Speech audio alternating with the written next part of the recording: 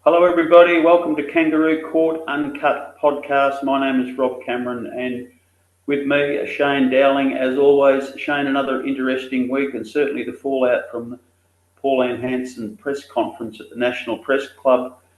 Uh, there seems to be an element of, well, it's almost hypocrisy from the two major parties around scrutiny on Pauline Hanson when there's probably not an awful lot of scrutiny on them either. No, that is the thing. The media, the National Press Club, are getting a hiding, especially on social media, from not going hard enough on Pauline Hanson. And I think that's fine. They possibly didn't. I didn't even watch it. But what I do know is that that same media don't go hard enough on Prime Minister Anthony Albanese or the Liberal leader Angus Taylor either. So for them to attack the press and at the National Press Club for not going hard enough on Pauline Hanson is really hypocrisy at the highest. That's one issue, I think. The other issue is the fact that the Labor Party are going all in, attacking Pauline Hanson, and all it's doing is promoting her. And I think that came out at the press club too, when Get Up, which are very much aligned with Labor Party on a lot of policies. They're not part of the Labor Party, but they're aligned on a lot of policies. They tried a stunt to embarrass Pauline Hanson, and once again, that just backfired and helped promote her. So that's a major issue moving forward. And I have to wonder if the Labor Party have hit the panic button a bit early. It's another 2 years until the federal election, and they're starting to attack Pauline Hanson like there's no tomorrow. And you have to remember, Pauline Hanson, One Nation Party, only have 2 seats in federal parliament. So they're using up all this capital attacking someone with 2 seats. It's almost a certainty. The reason that's happening, the Labor Party have looked at what's happening to the Liberal Party and National Party, whose first preference vote have tanked in Australia. They're down around 20%, the Liberal Party, and the Nationals, I think they're down about 4% or less even. And I think Prime Minister Anthony Albanese is also looking at England, where the English Prime Minister, Keir Starmer, is looking like he'll resign in the next couple of days. That's what the media are saying. And they only won a landslide election a couple of years ago. So not much different than Labor, who won a landslide election last year. So they're probably looking at the UK and saying, look, we've got to act now. We have no option. Like I said just before, they've jumped the gun a bit, 2 years until the federal election, but they're probably thinking, well, that's time we don't have. We can't wait until the next federal election or closer to it before we start attacking One Nation, because by that time, their vote might have tanked. And by that time, if the Labor Party first preference vote was to drop to, say, 20%, remember it was around 35 at the last federal election in May last year, 2025, and it's dropped down to 29 now.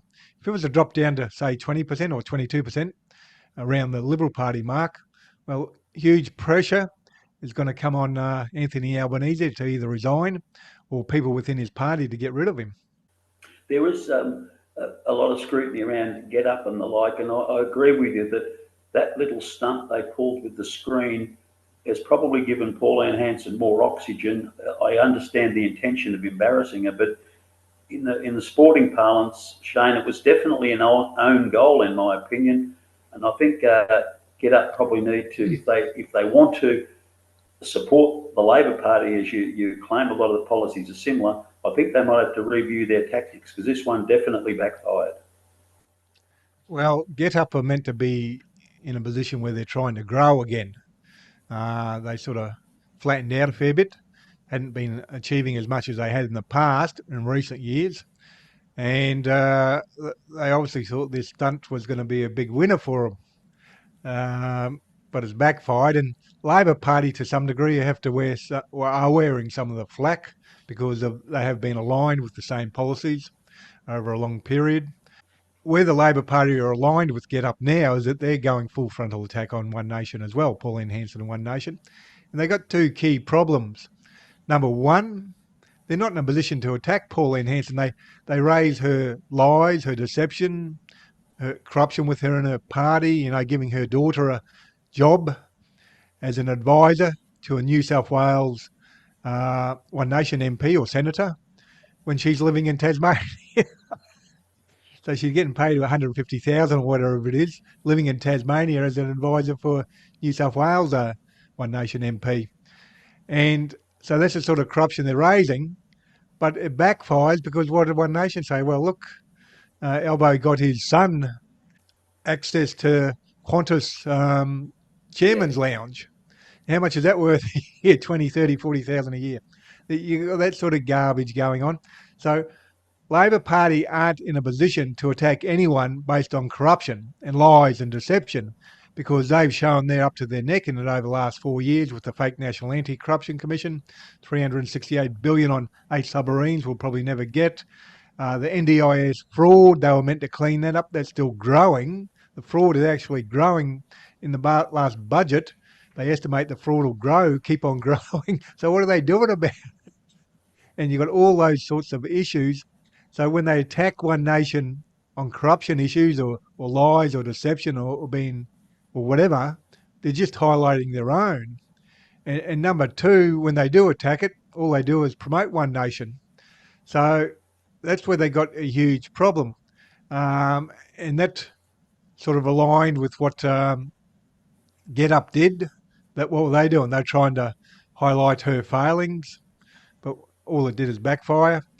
Now, what they've done too, they've pulled in, well, not pulled in, but Jordan Shanks, Friendly Geordies, is attacking One Nation. He's decided that's where his growth is for his YouTube channel to attack her.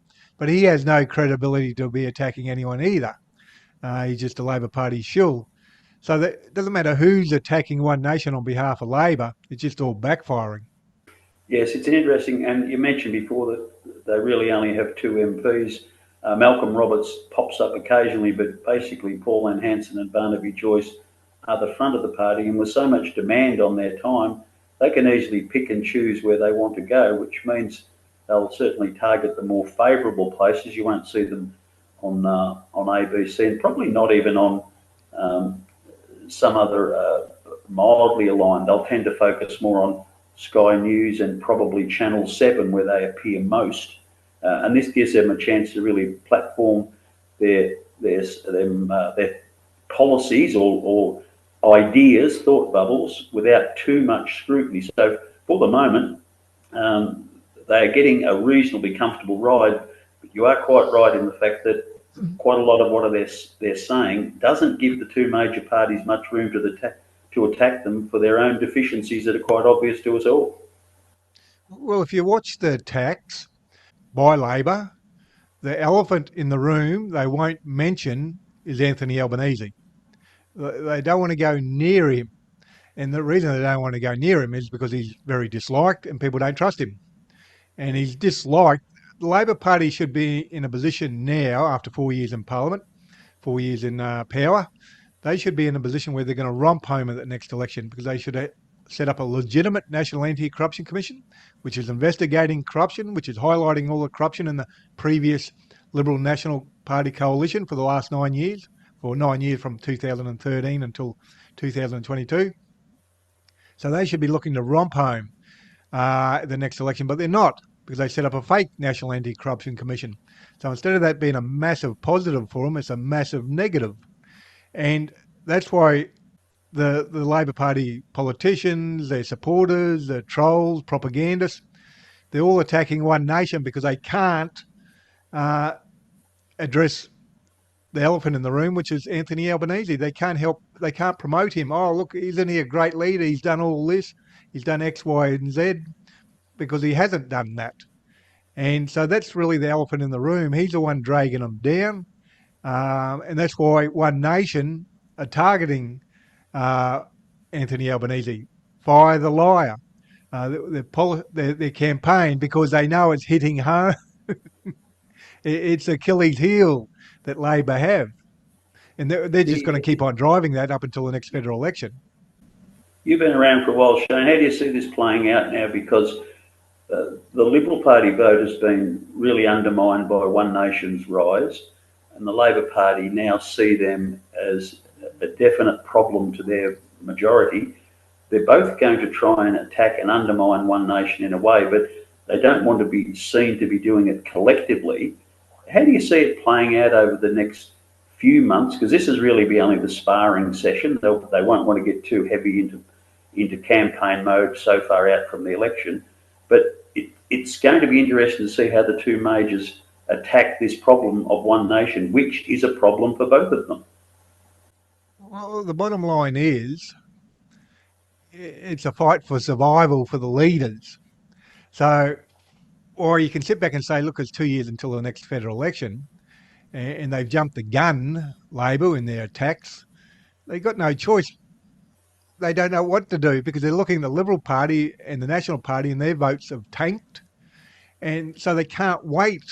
They can't, keep the finger on the trigger. They got to fire now because they're in big trouble. Their votes dropped 6% in the last few months, 6, 7, 8%, well, since the federal election, and it's dropped a number of percentage points in the last couple of months. So they can't wait. So they can't have a strategy for the next federal election because in their minds, they won't survive. They potentially won't survive, and that's especially Angus Taylor. He's only got a few months left, I suspect, maybe till the end of the year. That's about it, and they'll replace him. And Anthony Albanese would be thinking the same thing. If the polls keep on tanking, his job's going to be on the line without a doubt. And like I said, he's looking over the UK, seeing what's happened with Keir Starmer, the UK Prime Minister. So watching this and trying to work out what they're going to do, no one knows. It's uncharted territory. In relation to their tax on One Nation, if that gets any grip or any traction, I have to wonder, will those voters go back to the Labor Party and Liberal, or will they find another home? And I suspect they might find another home. They might look at other minor parties or independents. That attack strategy looks like it's going to backfire badly on Labor, but what else do? They don't have any other strategy because they haven't performed over the last 4 years, so they can't sit back and highlight all the great work they've done, which they should be able to do. And the Nationals and the Liberals, their strategy, I suppose, is just to try and say, yes, we'll do a coalition deal if need be with One Nation. That avoids their need to attack them and potentially upset those voters. At the last federal election, it was clearly obvious that the Labor Party, it was in their best interest to let the 3 year term run full before the election, which they did.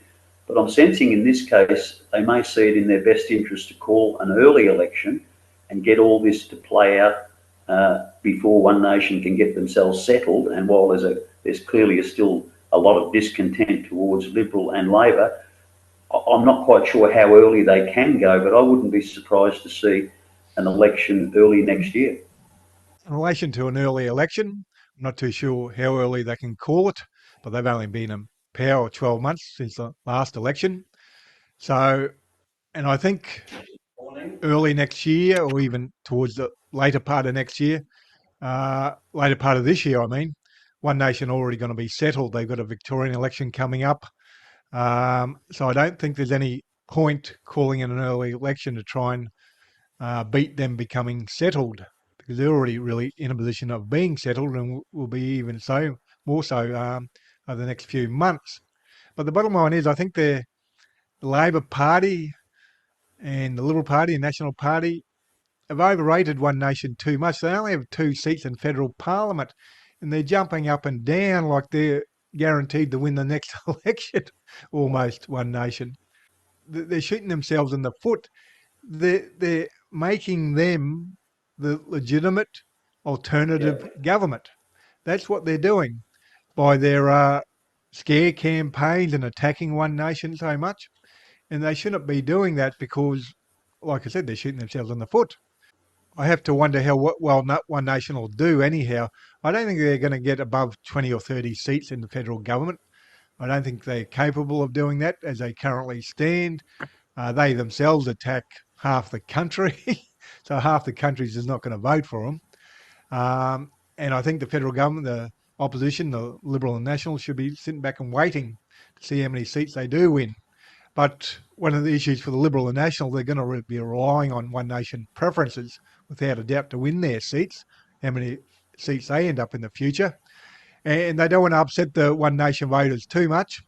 by attacking them, because ultimately they want those One Nations to voters to come back to the Liberal Party and National Party, where most of them, or a big chunk of them, have come from. So if they attack them too much, they're just not going to go back to the Liberal and National Party. They might go over to the community independents. So I don't Yeah, think early elections on the cards. Maybe end of next year at the earliest, but I think he'll probably run full term till the following May, because they just don't know what they're doing. Labor Party, they're just panicking, very much the same as the Liberal and National Party have panicked as well. They don't know what they're doing. It's uncharted territory. No one knows what's happening. Well, I do. It's the reset, the political reset. We've been gradually moving away from the uh, two-party system, the Labor Party and the Liberal National Party coalition, moving towards more independence. We've got the largest number of independents we've ever had. And I think that'll just keep on growing until we end up with 40, 50, 60, 70, 80 independents in federal government. How long that'll take, I don't know. But maybe the upheaval over the last few months might drive that faster.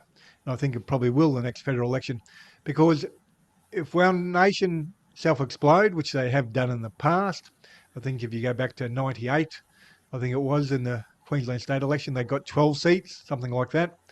And very quickly that self-exploded.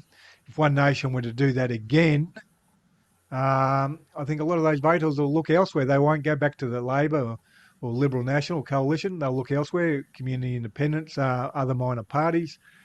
One of the things that could be could really do a lot of damage to One Nation is if they do well in the Victoria state election. If they were to get 10 or 15 seats and then self-explode before the federal election, well, that's going to damage them for the federal election. But then again, maybe it won't. People have had a gutful of the two-party system. That's pretty well dead now. The uni party is pretty well dead. So, like I said, no one knows where we're going. We're just trying to report what's happening. it's interesting from a Victorian perspective with the election coming up is One Nation claiming they're going to put a candidate in every seat, which they'll certainly do federally as well. But it's finding quality candidates that are going to be able to impact personally rather than just the One Nation branding.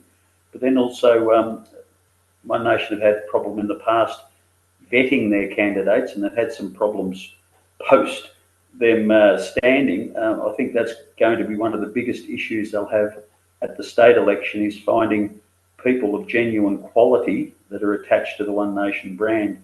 And if they are successful, then how they're going to perform under the pressure of being in politics. Because already in the South Australian state election, where they had some success, those candidates are under a great deal of scrutiny now. 100%. And if they do get 10 or 15, the more seats they'll to win in the Victorian state election, which is what, October, November, bigger chance they've got of self-exploding, because a bigger chance they've gotten people in there who aren't really suited to politics. You have to remember the National Party, the Liberal Party, Labor, they have that same problem from time to time. They've been around 100 years.